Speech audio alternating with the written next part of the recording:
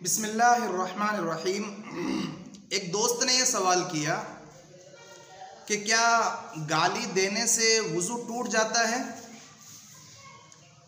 तो जवाबन ये अर्ज़ है कि देखिए, एक तो है गाली देना और दूसरा है गाली देने से वज़ू टूटना।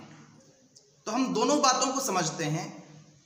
पहले नंबर पर गाली देना कैसा है, तो उसका जवाब ये है कि किसी मुसलमान को गाली देना यकीनन उससे उसको तकलीफ़ होती है, ये इस्लाम में नाजायज़ है।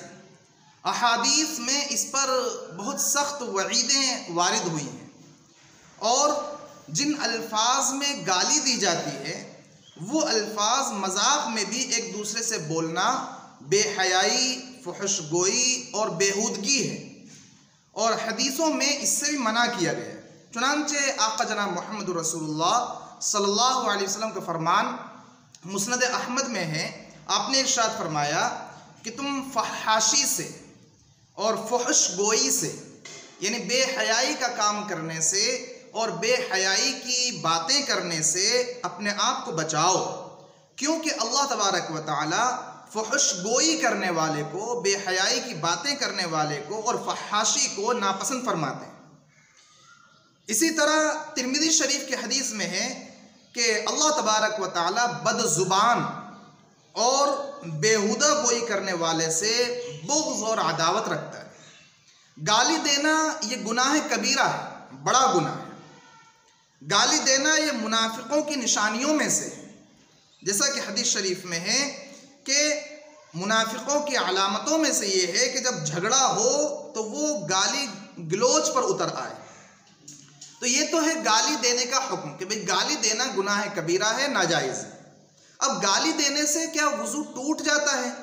तो इस सिलसिले में ये बात याद रखनी चाहिए कि भाई गाली देने से वज़ू तो नहीं टूटता, लेकिन मुस्तहब ये है कि अगर गाली का गुनाह इंसान से वज़ू की हालत में सरज़द हो गया है तो उसके बाद दोबारा वज़ू कर ले, और अगर वज़ू नहीं किया, उसी वज़ू से नमाज पढ़ ली या तिलावत की तो भी नमाज हो जाएगी, तिलावत हो जाएगी। लेकिन गाली के बाद वज़ू कर लेना मुस्तहब है, पसंदीदा है। जैसा कि अगर वज़ू करने के बाद झूठ, गीबत वग़ैरह इस तरह की चीज़ें ज़ुबान से सादिर हो जाएं तो जिस तरह से वज़ू कर लेना मुस्तहब होता है, उसी तरह गाली देने के बाद भी वज़ू कर लेना मुस्तहब हुआ करता है। दूसरा सवाल हमारे एक दोस्त ने ये किया कि हम वज़ू कर चुके, वज़ू करने के बाद हमारा सतर खुल गया, घुटना खुल गया या हमारे घुटने के ऊपर का हिस्सा वो खुल गया, कपड़े चेंज किए हमने, तो क्या सतर खुलने से भी वज़ू टूट जाता है? इसका जवाब ये है कि वज़ू उस वक्त टूटता है जब नवाक़िज़े वज़ू में से कोई नाक़िज़े वज़ू पेश आए, वज़ू को तोड़ने वाली कोई चीज़ पेश आए। जैसे आगे की शर्मगाह से या पीछे की शर्मगाह से कोई चीज़ निकले, मसलन पेशाब, पाखाना, रीह या मनी, मज़ी, इस्तिहासे का खून, कीड़ा, कंकरी वग़ैरह, आगे पीछे के रास्ते से कोई ऐसी चीज़ निकले तो वज़ू टूटता है, और मनी से तो गुस्ल भी वाजिब होता है। या बदन के किसी हिस्से से कोई नजासत निकले और बह जाए, जैसे कहीं से खून निकल आया और बह गया, पीप निकल आया बह गया, पानी निकल आया बह गया, या मुंह भरकर क़े हो जाए, उल्टी हो जाए तो वज़ू टूटता है। या ऐसी नींद बंदा सो जाए जिससे आज़ा ढीले पड़ जाए, यानी टेक लगाकर इस तरह से सो जाए, या बेहोशी, पागलपन, नशा, इन चीज़ों से वज़ू टूटता है।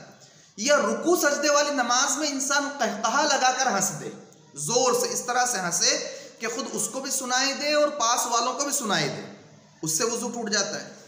इसी तरह मुबाशरत फ़ाहिशा, यानी बग़ैर किसी कपड़े के, बग़ैर किसी हाइल के मर्द और औरत की शर्मगाह एक दूसरे की शर्मगाह से मिल जाए, तो इन चीज़ों से वज़ू टूटता है। और वज़ू करने के बाद अगर सतर खुलता है सिर्फ, तो उसमें नवाक़िज़े वज़ू में से कोई नाक़िज़े वज़ू पेश नहीं आ रहा है। लिहाजा सतर खुलने से, चाहे वो गलती से हो या जानबूझकर हो, तो उससे वज़ू नहीं टूटता है। ये बात जो अवाम में मशहूर है कि सतर खुलने से वज़ू टूट जाता है, ये गलत है। लेकिन हाँ, ये बात याद रहे कि किसी का सतर देखना बगैर किसी उज़्र के ये गुनाह की बात है, जिसकी वजह से वज़ू टूटेगा तो नहीं, लेकिन वज़ू की बरकतें और वज़ू की नूरानियत वो दूर हो जाएगी। अगर नमाज के दौरान, ये बात भी समझ लेना चाहिए, नमाज के दौरान अगर सतर खुल गया, वाजिब सत्र जो आज़ा थे, आगे की शर्मगाह, पीछे की शर्मगाह या रान या घुटना, ये अगर इनमें से कोई उज़्व चौथाई या उससे ज़्यादा अगर 3 तस्बीह की मिक़दार नमाज के अंदर खुला रहे, 3 मरतबा सुबहान अल्लाह कहें, इतनी मिक़दार अगर खुला रहे तो नमाज फासिद हो जाएगी, चाहे कोई देखे या ना देखे। एक दोस्त ने यह सवाल किया कि क्या इंतकाल हो जाने के बाद, शोहर का इंतकाल हो गया तो बीवी का शोहर को हाथ लगाना, शोहर को गुस्ल देना, या बीवी का इंतकाल हो गया तो शोहर का उसे हाथ लगाना, शोहर का उसे गुस्ल देना, ये कैसा है? देखिए, बीवी के इंतकाल की वजह से निकाह मुकम्मल तौर पर ख़त्म हो जाता है। बीवी का अगर इंतकाल हुआ है तो निकाह मुकम्मल तौर पर ख़त्म हो गया, लिहाजा न तो शोहर उसे बग़ैर हाइल के, बग़ैर कपड़े के छू सकता है और न ही शोहर उसे गुस्ल दे सकता है। हाँ, अगर शोहर का इंतकाल हो गया तो चूंकि बीवी पर इद्दत वाजिब होती है 4 महीने 10 दिन, लिहाजा किसी न किसी दर्जे में निकाह बाकी रहता है। जब निकाह बाकी है तो बीवी वो शोहर को हाथ भी लगा सकती है, और अगर कोई गुस्ल देने वाला ना हो तो फिर बीवी शोहर को गुस्ल भी दे सकती है। एक सवाल ये है कि कब्रिस्तान में हाथ उठाकर दुआ मांगना कैसा है? क्या कब्रिस्तान में हाथ उठाकर दुआ मांग सकते हैं? तो इस सिलसिले में जवाबन ये अर्ज़ है कि हाँ, अल्लाह के रसूल सल्लल्लाहु अलैहि वसल्लम से भी बाज़ मौक़ों पर कब्रिस्तान में हाथ उठाकर दुआ करना ये साबित है, लेकिन उन मौक़े में हुज़ूर अकरम सल्लल्लाहु अलैहि वसल्लम से क़िबले की जानिब रुख करके दुआ मांगना साबित है। हुज़ूर से कब्रिस्तान में दुआ मांगना तो साबित है, लेकिन हुज़ूर ने हाथ उठाकर क़िबले की जानिब रुख करके और हाथ उठाकर दुआ मांगी। क़िबले की जानिब जब रुख करेंगे तो उसका फ़ायदा ये होगा कि किसी अजनबी इंसान को, गुजरने वाले को ये शक शुबा नहीं होगा कि ये कब्र वाले से मांग रहे हैं। इसलिए बेहतर तो ये है कि कब्र पर जब जाएं, कब्रिस्तान में जब जाएं और दुआ करनी हो तो हाथ उठाए बगैर ही दुआ कर ली जाए, ये बेहतर है। और अगर हाथ उठाकर दुआ करना हो तो फिर क़िबले की तरफ रुख करके हाथ उठाकर दुआ कर ली जाए, ताकि कब्र से या साहिब कब्र से मांगने का शक शुबा ना हो। एक साहब ने ये सवाल किया कि मुझे अपना ब्लड टेस्ट करवाना था, खून की जांच करवानी थी, तो उसके लिए पैथोलॉजी लैब पर मैं गया तो उन्होंने इंजेक्शन से खून लिया, खून निकाला, और मैं वुज़ू से था, बावुज़ू था। तो क्या मैंने जो खून दिया है टेस्ट करवाने के लिए, तो क्या उससे वुज़ू टूटा या नहीं टूटा? तो इस सिलसिले में हमें यह समझना चाहिए कि देखिए, इंसानी जिस्म से कहीं से अगर इतना खून निकल जाए जो बहने की मिक़दार में, तो ऐसी सूरत में उससे वुज़ू टूट जाता है। लिहाजा यहाँ भी जो टेस्ट के लिए खून लिया गया, अगर वो निकाला हुआ खून बहने की मिक़दार में हो तो फिर वुज़ू टूट जाएगा, और इंजेक्शन भरकर जब खून निकाला जाएगा तो ऐसी सूरत में तो वो खून इतना हो जाता है कि जो आराम से बह सकता है, लिहाजा उससे वुज़ू टूट जाएगा।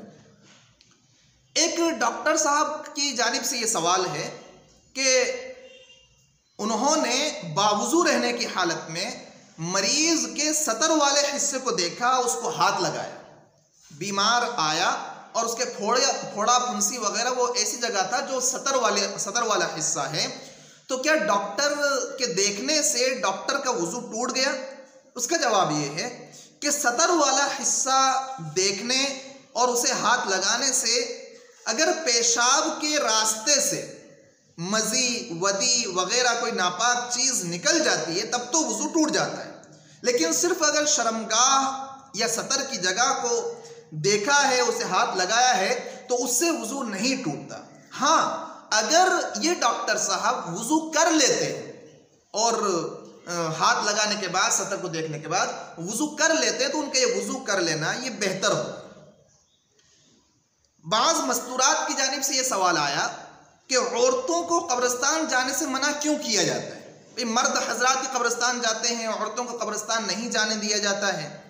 तो इसका जवाब ये है कि दरअसल औरतें आम तौर पर मर्दों की बनिस्बत कम हिम्मत होती है, उनके अंदर हिम्मत की कमी पाई जाती है, जज्बात, प्यार, मोहब्बत से लबरेज हुआ करती है। और जब जज्बात ज़्यादा होते हैं, प्यार दिल के अंदर ज़्यादा भरा हुआ हो, तो हिम्मत और हौसला वहाँ जल्दी टूट जाया करता है, जिसके नतीजे में रोना, जज़ा फज़ा करना ये बहुत ज़्यादा हुआ करता है। और देखने में ये आया है कि अक़ीदों में भी, अक़ाइद में भी आम तौर पर मर्दों की बनिस्बत औरतें वो कमज़ोर हुआ करती हैं, अक़ीदों में बिगाड़ हुआ करता है। यही वजह है कि वो जब कब्रिस्तान जाएंगी, कब्रों पर जाएंगी, मज़ारों पर जाएंगी, तो वहीं कब्र वाले से मदद मांगना, मन्नतें मांगना वो शुरू कर देंगी। इन वजूहात की बिना पर कब्रिस्तान जाने से औरतों को मना किया जाता है, रोका जाता है। बहरहाल ये चंद मसाइल थे जिनके जवाबात आपकी खिदमत में पेश किए गए हैं। दुआ करते हैं कि अल्लाह तबारक व तआला हम तमाम को कुरान और हदीस की रोशनी में ज़िंदगी गुजारने की तौफीक अता फरमाए। आपका जो भी सवाल हो कमेंट बॉक्स में आप ज़रूर जिक्र करें, इंशाअल्लाह कुरान और हदीस की रोशनी में उसका जवाब देने की हम कोशिश करेंगे। व आखिर दावाना अनिल हम्दुलिल्लाहि रब्बिल आलमीन।